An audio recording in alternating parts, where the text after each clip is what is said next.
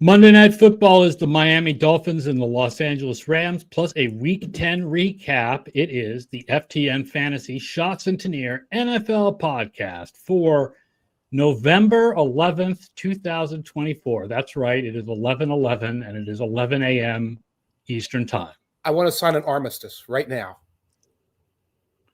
I don't have the rights to play the Rufus Wainwright song that would be appropriate for this time, so we will talk today about big teams having close wins and how real are the 49ers and or Steelers and what's wrong with the Bears offense. But first, let's talk about our sponsor, which is Underdog Fantasy. That is the easiest place to play fantasy sports and the fastest growing app in the industry.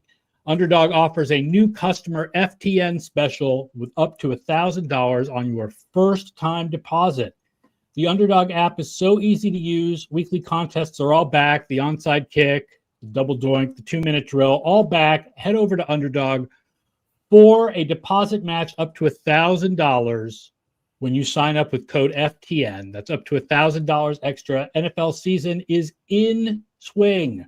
And who better to celebrate with than Underdog Fantasy? Don't forget, if you're here at 11 a.m. Eastern, we do take your questions and comments, and we've got a lot of them here. Mike Roosh asked a very serious question for a very serious show. Jets or Cowboys, which team is having the funnier NFL season? We weren't planning on talking about either of them. So you tell me, Mike, which one is funnier? The Jets, because the Cowboys can hide behind their injuries and use that as a justification for their hilarity. The Jets are out there just shame and shade and fraud and misery week after week with mostly their starters.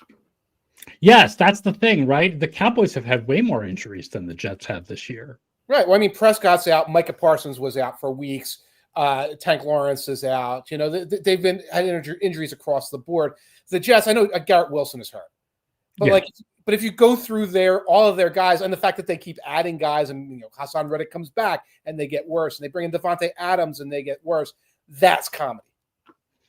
Let's start talking about all the big teams that had close wins this week. Now, the first was, of course, the Lions. First by DVOA anyway. Lions over the Texans. What's interesting about this game is that even though Goff threw the 5 picks, the DYAR and DVOA had Stroud and Goff performances about the same. Wow. Because one of those picks was a Hail Mary. Okay, yeah.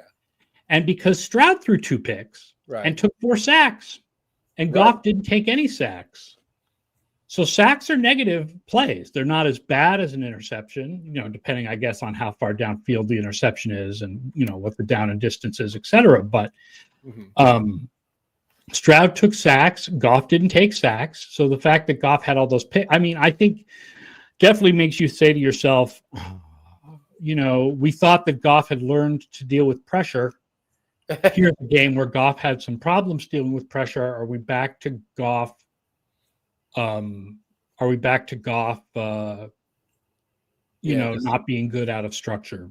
Right. And I don't know even what to do with that, because we've seen Goff, struggle with pressure and take a team to the Super Bowl with the Rams. So it's like, well, maybe that's still a problem, but it's a problem that they've learned to manage. He also produced a lot of big plays, and some of those interceptions were pressure. I know one of them was just a play action launch, and he kind of launched the ball down there. And I think it was off target. Jameson Williams, and it was a little short. And right. And he didn't really make any kind of like reaction to it and things like that. So sometimes a game is just a game, and a 5 interception game is a lot.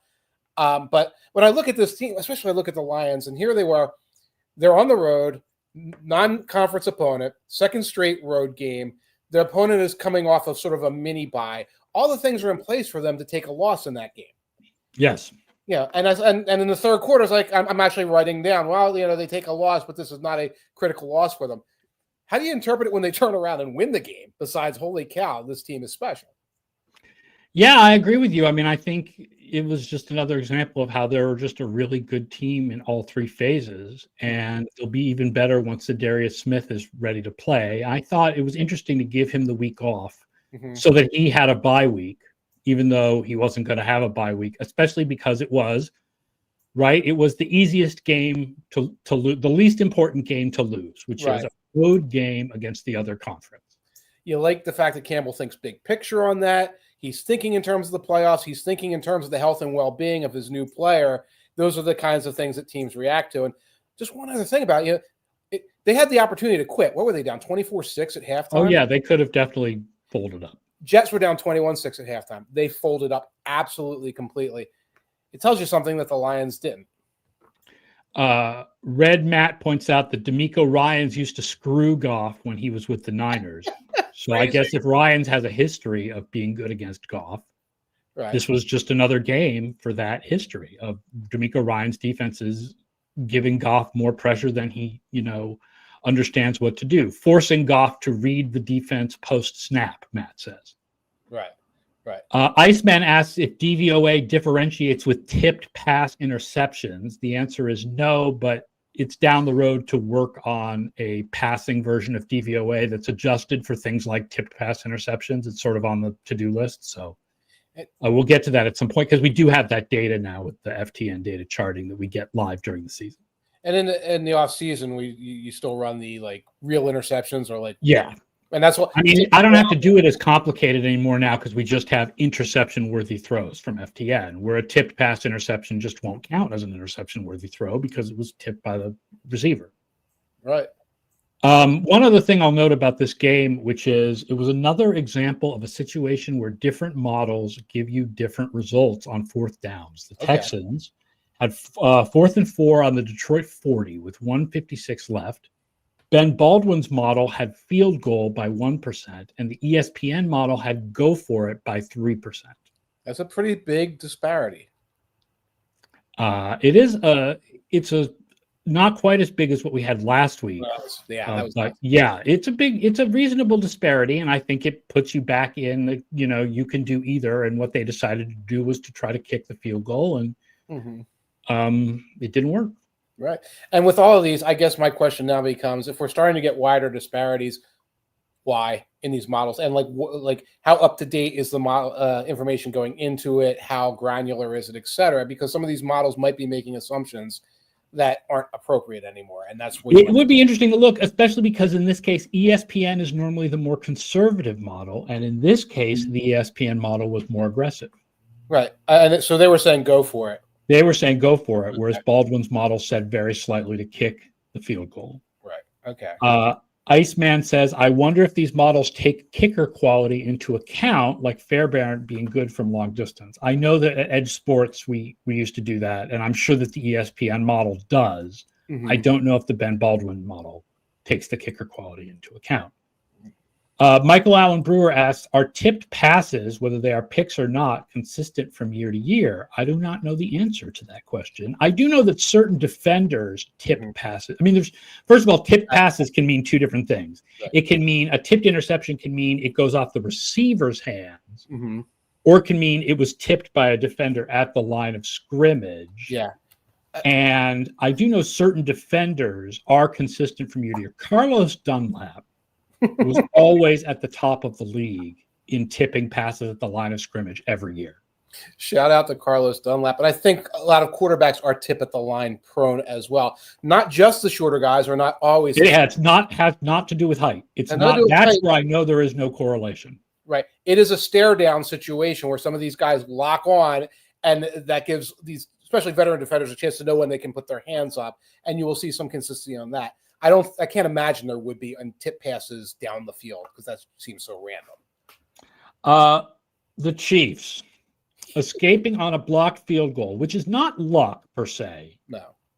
Right? It's difficult to talk about the difference between luck and non-predictive plays or, high variance plays. This is a high variance play. Right. What I said today on the Twitter and the threads is that the Chiefs essentially should really be more like 7-2, which would still give them not the best record in the AFC because the Bills have 8 wins, but close to the best record in the AFC. It represents that they are one of, if not the best team in the AFC. I mean, it's not like if you gave them normal luck. people like respond sometimes going like, well, this game and this game and this game. And I'm like, no. Now you're not giving them normal luck. Now you're giving them bad luck. Right. If they had bad luck, they'd be 5-4. If they had normal luck, they'd be like 7-2. And we'd all be like, yeah, the Chiefs are really good. And they won a championship last year and they have Mahomes. So yeah, they're probably the best team in the AFC. Like, it's the 9-0 that I think gets in everybody's heads. And I mean, they are the 5th worst DVOA among the 9-0 teams. Yeah. But, you know, I mean, that's like being the shortest Harlem Globetrotter. Like, you're still pretty good. There was a really short Harlem Globetrotter, by the way. Yeah, I know, but you know what I'm saying. Was it Curly Neal? Was he? I don't know. He was normal height for a Globetrotter. Chiefs did have only a 20% post-game win expectancy against the Broncos, and they pulled it off.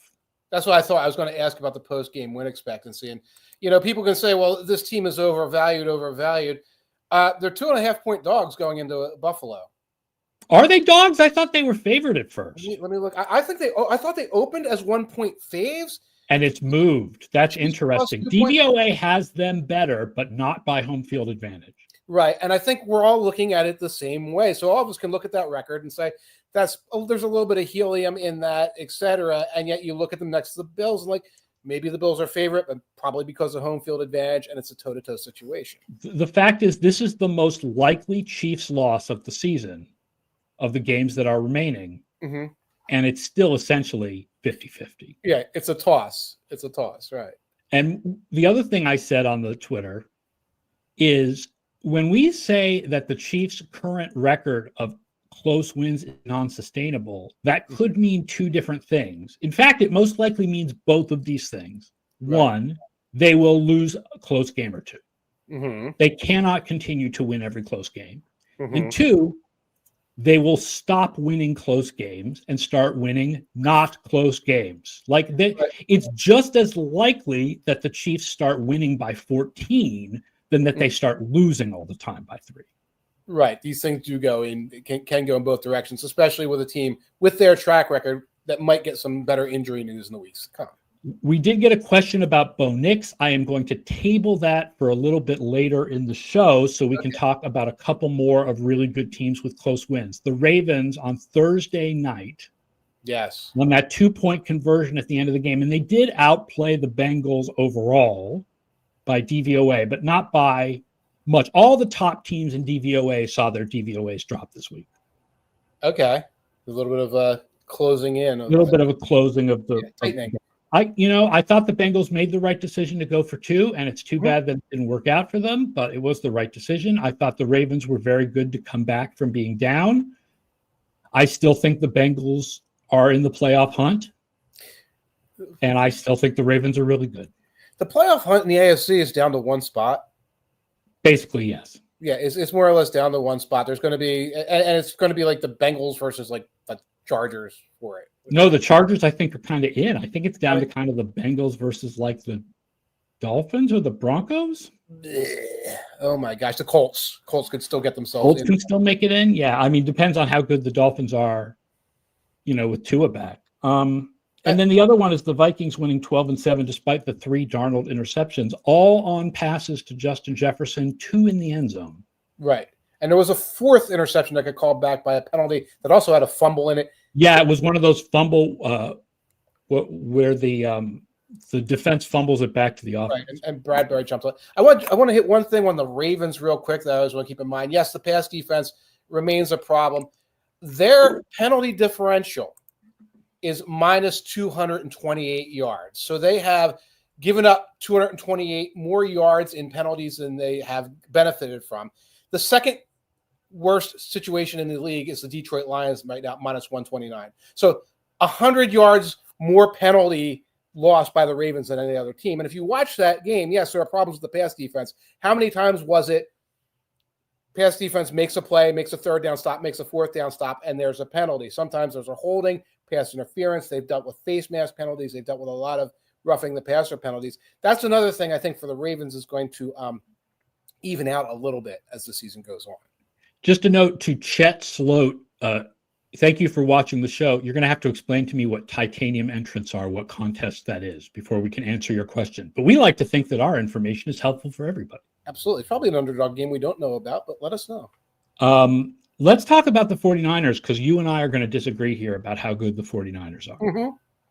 By DVOA, and I know this is a real shock, and I do think there's a little bit of helium in the opponent adjustments because Tampa is not really as good as they've been most of the year. Right. Detroit and San Francisco are very close, except that Detroit is number 1 in special teams and San Francisco is number 31. Okay. Well, the offenses are basically the same. Mm-hmm. Detroit has the better defense by a few points. Mm-hmm. And then the special teams, there's a colossal difference. Well, I feel like San Francisco is a serious, the chances that they get in are not close to 100% because the NFC West is a mess and because there's lots of good teams in the NFC. Mm-hmm. And they may not even make it into the playoffs. If they make it into the playoffs, they are still, I think, one of the best teams in the NFC. The team, despite the problems that they have, and the special teams is obviously a serious, serious problem. The team no one wants to face, the 49ers, the team no one wants to face in the playoffs. And well, let's be honest, the team no one really wants to face is the Kansas City Chiefs, but yeah. Or the Detroit Lions, or one of the teams that actually wins more regularly than the San Francisco 49ers. Obviously, special teams are an absolute disastrous, huge problem. I know that the Jake Moody drama continues. They have 3 missed field goals. If you want me to believe in you and think it's just a special teams problem, score touchdowns. Score touchdowns. Okay. Right. I think part of the issue is that red zone is less consistent than overall. And so, first of all, they are better in the red zone than you think they are. But second of all, those will come in time. That tends to come in time if you're struggling on touchdowns, as long as your offense is good the rest of the time. It's been together for 3 years. We're waiting for the red zone offense. If the 49ers special teams being bad is all due to field goal kicking, no, it's not. It's not like Tennessee where the punt coverage is so incredibly unbelievably bad. The 49ers are bad at everything. Right. The 49ers have terrible, terrible special teams. And again, they have brought themselves to rely on them more than a team of their pedigree. Yes. Have to. Right. But the underlying stats say this is still one of the better teams. And if you want to believe that there's a little bit of helium in the opponent adjustments, then you would say, okay, so San Francisco is not really better than Washington and Philadelphia. Right. Okay. That still makes them a pretty good team in the NFC. Yes. That unlike Minnesota and either Washington or Philadelphia is going to win a division and get a home game in the playoffs. Maybe. And Minnesota has the head-to-head tiebreaker against them right now. So my evidence that the Vikings might be a better team is that the Vikings the 49ers would need to win the division to be serious, I think, because they do lose some tiebreakers and they'll have a hard time making the playoffs if they don't. We'll get to Arizona in a little bit, but I do think that the Niners are still a really good team. Well, we're going to see it next week. They got the Seahawks. That should be a win for them. It should be a convincing win for them. Then they go to Green Bay and Buffalo, and we'll see it for real. But I'm not like the team I saw yesterday is not going in to Green Bay and Buffalo and putting wins on the board because I still think they might go into Green Bay and put a win on the board. Okay, well they put in Green. Yeah, I mean if Jordan Love goes out there and just if they're 2-1 over these next 3 games, then I think they're in a reasonable spot. Team no one wants to face. Yeah. The other interesting one to talk about is the Steelers. Yes. That's another one where I think DVOA disagrees with conventional wisdom. DVOA only has the Steelers 13th, although that would be higher if you only count the Wilson games on offense. Okay. Their offense is minus 9% with Fields and plus 8% with Wilson, which is the difference between being 24th and being 12th. Wow. They're averaging a yard more per play with Wilson, but against a much easier schedule. Their schedule was always backloaded. I wrote about this before the season even started. Their schedule was always backloaded with the hardest games at the end of the year. Not quite as much as we thought it was going to be because Cleveland looks like a pansy, but the Bengals and the Ravens games were always in the end of the year. Yes. So their schedule was always backloaded. They would be 7th without the opponent adjustments, but they're 13th with. Okay. And because of the big difference in DVOA, the playoff odds give the division to the Ravens 78% of the time. I believe the Ravens are the better team. And I guess I look at it and say, okay, here we go. No particular order, Chiefs, Bills, Ravens. I would probably put that Ravens, Chiefs, Bills in order. And who you put in number 4 in that division, in that conference? The Texans? I do think at this point, Pittsburgh is number 4 in that conference, yes. Right. Now that DVOA actually has the Chargers and the Texans slightly ahead of them, but with Wilson at quarterback, given how he's played, I would put the Steelers 4th. Yes. And the Chargers have had you talk about schedules that have been soft so far. Goodness gracious.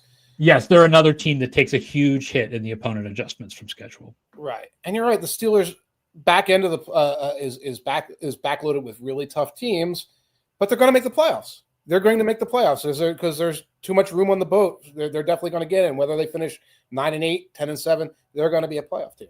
Right, and as I said yesterday in a comment on the social medias, you've got to give Tomlin his propers. Yes. The thing about Tomlin is he often gets criticism because he's not a scheme guy. Right. And he's not analytically sound when it comes to things like fourth down decision making. Mm-hmm. What he is the best coach in the league, right now at least, when it comes to player motivation and locker room management. Yes. Just look at the way his teams always overperform expectations and look at the personalities he has had to manage. Yes. Not only Antonio Brown and Le'Veon Bell and Ben Roethlisberger, but Russell Wilson. Yes. And George Pickens. Like, look at the personalities that man has had to manage and look at what he does. These are the intangibles. And just because we can't measure them doesn't mean they don't exist. And Tomlin is great at that stuff. Right. And look at, he brings Wilson in a week or two too early, so to speak, then a week or two too late. And look at how the team responded to him. Okay, so here's a question we got early on. We'll talk about rookie quarterbacks. Camden Caps wants to know, has our opinion of Bo Nix changed at all? And I watched the Bears-Patriots game. I switched back and forth yesterday between the Bears-Patriots and the Commanders and Steelers. Okay. And so let's start with Caleb Williams. Here's where I place the blame in Chicago right now. 1, on the offensive scheme. Yeah. 2, on Williams himself. Yeah. 3, on the receivers not being as good as we thought they were. I'll give you that one too. And 4, on the offensive line. Offensive line 4th, yes. Holds on to the ball. And partly he holds on to the ball because guys aren't open. Or they're running routes where there's like 2 slants on each side and they both go to the middle of the field, so everybody's in the same place and so nobody's open. And then he just holds on. He doesn't go scramble. He doesn't throw it away. He just holds on to it and holds on to it. And then when he does throw, he misses guys. It was incredible. The difference in accuracy. Like, yes, I know that Drake May threw an interception. These are not Patriots-colored glasses. I tell you, the difference in accuracy between Caleb Williams just missing guys and Drake May was huge. It was just one game, but it was huge. If you need Caleb Williams to throw a 100-mile-an-hour fastball at a guy, he will throw that 100-mile-an-hour fastball. And if you need him to throw a 60-mile-an-hour touch pass, he will throw that 100-mile-an-hour fastball, guaranteed. He does pump fake a lot. That's hesitation to pull the trigger. I was trying to watch it. It looks like when he's pump faking and hesitating, it's because the guy isn't open, but then he doesn't get to the next read. And he's very inconsistent going down. Because I was looking at some of these sacks, and like DeAndre Swift's in the flat. He could get 5 yards there. He could have dumped that ball into traffic, but like into the belly of Komet or somebody like that for 4 yards. He gets tentative if it's not the first read isn't open. And you're right. Keenan Allen ain't getting open. Yeah, his open score on ESPN's receiver tracking metrics has fallen dramatically from last year. Komet isn't getting open. DJ Moore might be wandering around the parking lot. I have no idea what happened in this case, but I'm not a big Waldron hater. I think Waldron is trying. They kept trying to make things for Moore. They kept trying to, swing passes and screens. It's something to get Moore involved. That's not. He should be catching stuff downfield, man. That's been Moore's entire career. The Panthers had to scheme stuff up for him because Cam was gone. Then Justin Fields, you have to scheme. DJ Moore's entire career is, let's scheme stuff up for him to get him the ball, and he's actually good at it. But like, we shouldn't still be there. Red Matt points out, by the way, that over and over again, the Bears draft a quarterback high, pair him with a young lame duck defensive head coach, then fire him, which forces the young quarterback to learn a second new offense, which hurt his development. And it happens over and over again. And I will say, with Eberflus, I understand why Eberflus is likely gone after this year, but I don't know how much of this is his fault, because unless you blame him for hiring Waldron, but Waldron hasn't been bad in the past, so I don't know whether that was a bad hire, really. And Eberflus's defense is playing very well, especially against the pass. Defense is playing well. Control of the locker room doesn't sound outstanding from everything that's coming out of there. And remember, his coaching staff went cuckoo banana pants last year. I don't know how much institutional control he has. So I won't be like stomping the feet for saying Eberflus should stay if this continues. Here's the passing DVOA for the 5 rookies, just as we expected, by the way. This is not including scrambles. Daniels, 26%. Beautiful. Nix, -10. Yeah, he succeeds at being adequate. He's really good at adequacy. May, -19. Coming around, good runner too. Williams, -28. It's tough. And Rattler, -39. Rattler! And Nix has started throwing, I believe this word, it's a 4-letter word. I'm surprised to see it when it comes up with Nix. I believe it's deep. Yes. There was a touchdown pass to Cortland Sutton that I believe the word deep was attached. I didn't know Bo Nix could do. So, I mean, I guess I'm starting to come around. Look, my priors on Bo Nix were very bad. And I do still think feel like he's captain sideways. But like at a certain point, we have to acknowledge he's better than we thought he was going to be. Yeah. And he is getting better as the season goes along. He's getting better as the season goes on. That defense is keeping them in games so he can do the game manager stuff, and he's not out there running around in circles. He is pretty good off of structure. It's usually a deep cross or a deep, what do you call that, like in route to Sutton that he's comfortable with. He's Devon Vele. He's starting to get a little more comfortable with him. So that's Sean Payton. I like joking about Sean Payton, his autocracy and stuff like that. The system is kind of working there and nearly worked yesterday, and it is keeping Nix from taking too many hits, being forced into making bad decisions, things like that. It's letting him play within himself, and I think it is very slowly working.